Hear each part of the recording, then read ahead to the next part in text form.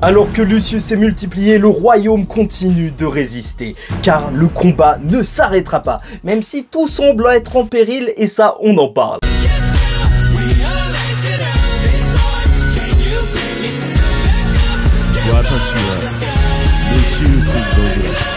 Mesdames et messieurs, ici Chage et on se retrouve aujourd'hui pour la review du chapitre 362 de Black Clover Transmission. Bien sûr, c'est l'espoir qui est transmis par Yuno, peut-être futur empereur mage, mais aussi, surtout, par Asta, qui même si il n'est pas présent, a réussi à inspirer nombreux de ses camarades. Et bien sûr, on va parler de tout ça en détail, mais avant ça, je voulais faire une petite parenthèse sur le film Black Clover qui sort aujourd'hui le 16 juin sur Netflix et sur Crunchyroll. Déjà, ça veut dire que c'est deux plateformes différentes, et donc, au final, les vues seront divisés sur deux plateformes. Ça fait que n'hésitez pas à regarder le film, vraiment faites du bruit autour, tweetez, écrivez des messages, des commentaires et compagnie. Pourquoi? Parce que tout simplement, en fait, moi, ce que je souhaite véritablement, c'est le retour de l'anime. Il faut montrer aux producteurs qu'on est véritablement à fond, et une vidéo dimanche sortira à propos du film, bien entendu, review bien carré, analyse et compagnie, et même ce qui va advenir par la suite pour la suite de l'animé.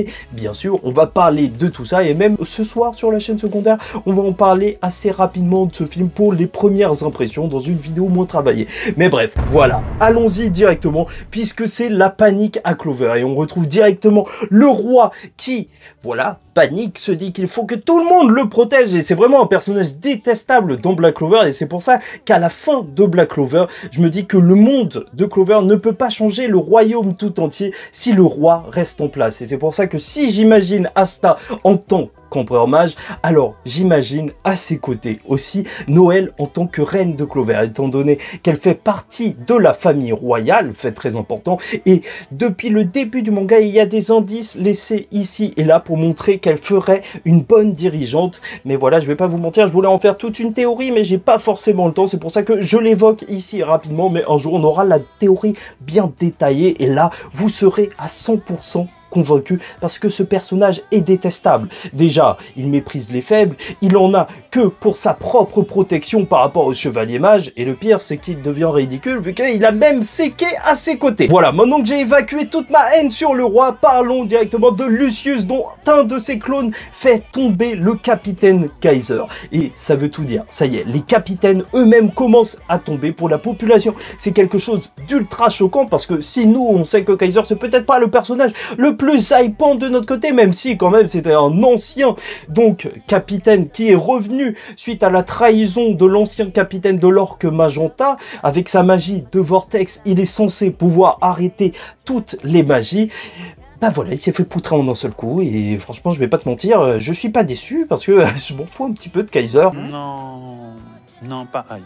Mais ça veut tout dire pour le peuple qui est en train de découvrir, en voyant un Lucius multiplié, que leur dernier espoir, et c'est ça qu'il faut se dire en fait, les gens en fait au royaume de Clover se disaient juste que leur défense ultime, l'empereur mage, était peut-être encore là, même s'il avait disparu, et c'était sur ça qu'ils comptaient pour être sauvés. Sauf que pas du tout. Quand tu réalises que la personne sur qui tu comptais pour te sauver fait partie de l'ennemi, alors c'est sûr, il n'y a absolument aucun espoir, parce que Julius Nova Chrono était considéré comme le plus fort de son royaume, et maintenant il est passé du côté de l'ennemi, et il est encore plus puissant. Donc oui, l'espoir est mort, ou pas véritablement, puisqu'on va avoir Marx qui va se démarquer. Enfin, on se demandait où il était passé depuis longtemps. Il utilise sa magie qui porte bien des noms, la magie de Zoom, de Skype, de TeamViewer. Oui, peut-être bien tout ça pour dire qu'il va faire un appel vidéo, tout simplement. Il va utiliser sa magie pour communiquer avec tout le monde dans le royaume. Et ce qui est assez intéressant, c'est qu'on va avoir ce flashback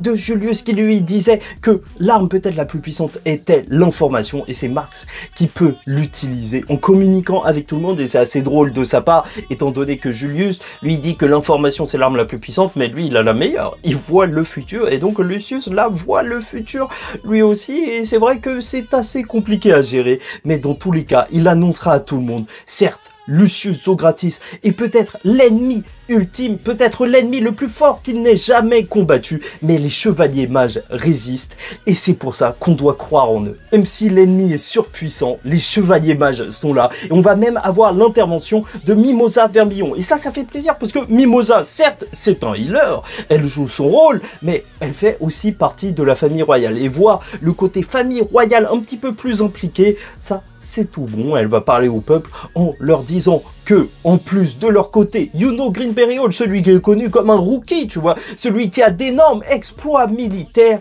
a réussi à même vaincre un Lucius Zogratis. Et c'est pour ça que tout est encore possible. Il a vraiment cette aura d'empereur mage parce que même grâce à lui et grâce à sa mana zone, alors tous les mages et donc même tous les concitoyens ont leur magie boostée et c'est pour ça qu'ils devraient s'en servir pour se sauver et même essayer de sauver les autres. Voilà. On en est là, tout le monde peut réussir à faire quelque chose. Mimosa, elle, de son côté, a réussi à minimiser les pertes. Il n'y a aucun mort pour l'instant, à part Jack, bien sûr. Et c'est terrible, je vais pas te mentir, je trouve que c'est juste n'importe quoi. Mimosa est en train de gâcher cette guerre, elle la rend ridicule. Le fait qu'il n'y ait pas de mort, qu'elle a réussi à sauver les gens. Mais ça n'a absolument aucun sens, on est dans une guerre finale, c'est l'apocalypse, normalement le jugement dernier de Lucius. Espèce de maïs. Et quoi qu'il en soit, il ne faut pas abandonner. Et elle dit ça en pensant à notre très cher Asta, qui a certes combattu Lucifero, mais a montré une volonté sans limite. Et ce n'est pas la seule personne qui a été inspirée par notre très cher petit frigo, puisqu'on va aussi retrouver Seke qui va demander au peuple d'évacuer alors qu'il va combattre un ange gardien. Il a véritablement été inspiré par Asta, sa magie est devenue beaucoup plus forte, ça se voit même juste visuellement, même si elle ne fait toujours pas le poids, et je vais pas te mentir, il y a eu des critiques à ce niveau-là, hein. J'ai lu des critiques comme quoi ça sert à rien que Seke, en fait on est en passage sur lui, que on l'ait mis sous lumière, donc durant les derniers arcs, le combat face à Lucifero, juste pour qu'il ne fasse absolument aucun dégât, mais moi je trouve ça génial. Pourquoi ? Parce que tout simplement, si je peux critiquer bien sûr Mimosa pour les enjeux de l'arc et une bataille où il y aurait vraiment pas beaucoup de morts, alors en tout cas, c'est que je trouve ça juste génial que ouais, on montre que il n'est pas forcément devenu le meilleur des chevaliers mages, mais au moins il est devenu courageux. Et c'est ça la différence en fait. C'était peut-être le plus lâche des chevaliers mages. Et je pèse mes mots, mais maintenant, aujourd'hui, même s'il ne fait pas le poids, il compte bien rester là en tant que chevalier pour essayer de protéger le peuple. Et ça, c'est magnifique. Et c'est surtout grâce à Asta. Et même si Lucius le dira, quel sophisme! Et si vous ne savez pas ce que ça veut dire juste dire fausse vérité, en gros, un argument faux malgré des apparences de vérité. Voilà, c'est lui qui détient la vérité pour lui. C'est l'ultime empereur mage, celui qui se prend pour le sauveur du peuple. Mais Yuno n'est pas en reste et il croit encore en leur victoire. Et ça, peut-être que ça va être apporté par Asta puisqu'on a une transition. Et donc, on retrouve Asta qui ne rentrera peut-être pas de sitôt au royaume de Clover. Nani? Et d'ailleurs, n'hésite pas à liker ou disliker la vidéo, commenter, donner ton avis en commentaire et t'abonner si tu n'es pas encore abonné. On est en train de suivre la saga finale de Black Clover, les derniers combats de Black Clover. Franchement, il faut y aller, il faut faire du bruit autour de l'œuvre parce qu'on kiffe Black Clover et qu'on continuera à faire des vidéos encore et encore, même après la fin du manga. Et alors qu'Asta, de son côté, au royaume de Inokuni, demande si tout se passe bien à Ryu qui utilise son œil qui lui permet de voir tout ce qui est en train de se passer dans le monde à l'instant présent, voit qu'une menace est en train d'arriver, qu'il y a un problème, que le portail de l'autre côté a été perturbé, car Damnatio Kira est là, transformé en paladin. Il se retrouve donc normalement face au taureau noir et il compte bien se débarrasser donc du démon. Déjà purée, qu'est-ce que ça me fait plaisir de voir le taureau noir enfin avoir son combat face à ce juge perverti par ses idéaux face au démon. Non, Asta était le héros de l'arc des elfes et il a été maltraité. On a tenté de lui faire un procès et de le condamner. C'est pour ça que ça me fait plaisir de voir que le taureau noir va peut-être enfin pouvoir le poutrer. Oui, la scène était légendaire et c'était une des meilleures scènes de Black Clover et donc un des combats que j'attends le plus.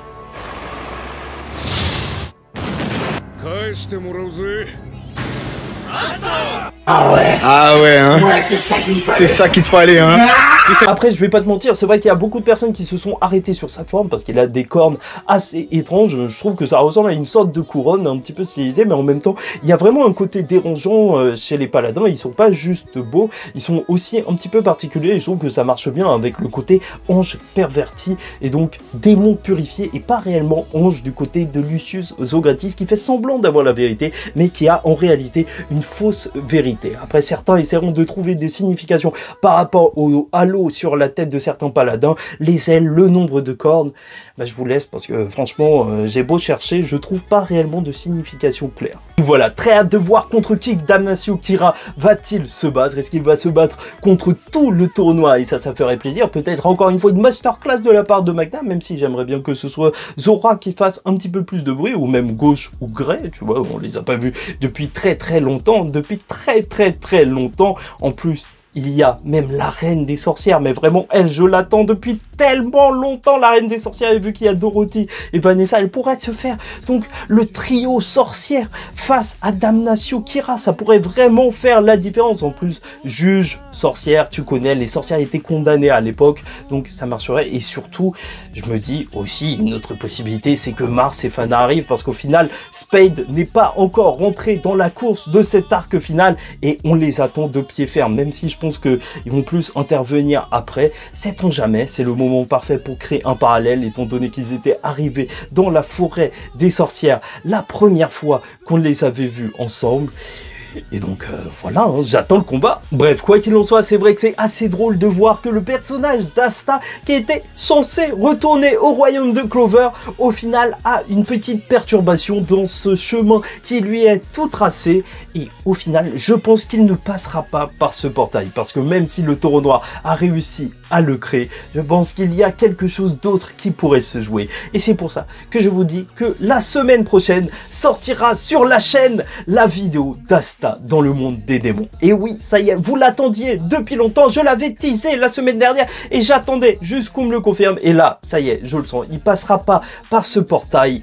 Et purée, vous allez voir, la théorie marche extrêmement bien, vraiment extrêmement bien. Donc j'ai très hâte d'avoir vos retours dessus. Je sais pas si je la sors lundi, mardi ou mercredi. De toute façon, je vous tiens au courant. En fait, je vais pas vous mentir, c'est avec le film Black Clover, j'ai trop la hype, donc j'ai vraiment envie de partager du contenu Black Clover.